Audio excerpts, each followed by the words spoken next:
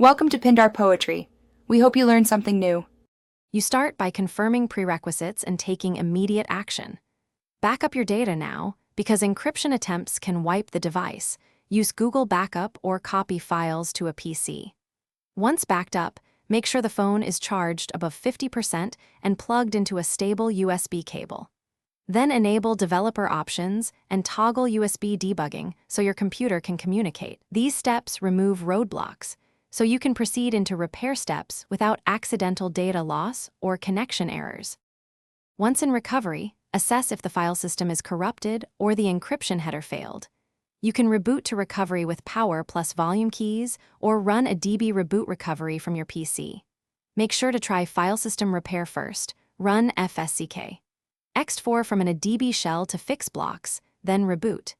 If the issue is a broken encryption header, flash a compatible decrypted boot image or update the OS patch from recovery. These steps repair the underlying storage. They avoid an unnecessary full wipe when possible. You finish by rebooting and confirming the device boots to the Android home screen. Once done, restore your data from the backup you made earlier.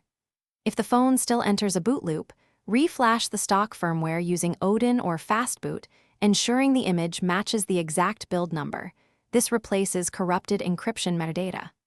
Make sure to test after each step so you can isolate what fixed the problem. If nothing works, one key troubleshooting tip: revert to your backup and seek device-specific guides or professional repair.